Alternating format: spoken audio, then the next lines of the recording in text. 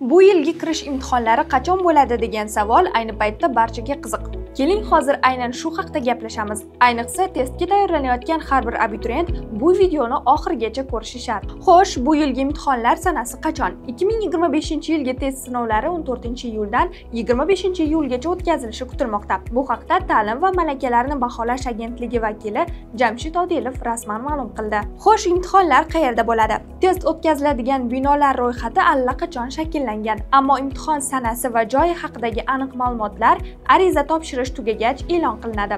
Bu esa yaqin kunlarda bo'ladi. Shunday ekan, yangiliklarni diqqat bilan kuzatib boring. Imtihonga qanday kiyimda borish kerak degan savol ham ko'plab abituriyentlarni qiziqtirmoqda. Formada borish shartmi? Yo'q, shart emas. Oliygohga kirish yoki o'qishni ko'chirish imtihonlariga maxsus forma kiyib borish majburiy emas. Bu faqat tavsiya xarakteriga ega. Biroq bu jamoat joyi, rasmiy test muhiti bo'lganligi uchun sodda, tartibli va toza kiyinish tavsiya qilinadi. Yana bir muhim eslatma: hijobda kelish muammo bo'lmaydimi? Yo'q, muammo bo'lmaydi.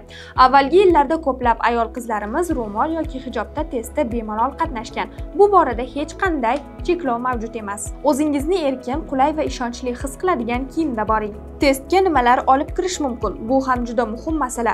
Keling, qisqacha qilib aytamiz. Shaxsni tasdiqlovchi hujjat, ID karta, pasport, ruxsatnoma, oddiy mexanik qo'l soati, lekin smart soat mumkin emas. Tibbiy optik ko'zoynak, dastro'mol, kalit, zarur dorilar, oz miqdorda pul. Xo'sh, nimalar olib kirish mumkin emas? Telefon, naushnik, har qanday elektron qurilma, shpargalka, kalkulyator, ruchka, suv, qoralama qog'oz kabilarni olib kirish taqiqlanadi. Diqqat qiling, tartib buzish test natijangiz bekor qilinishiga olib keladi.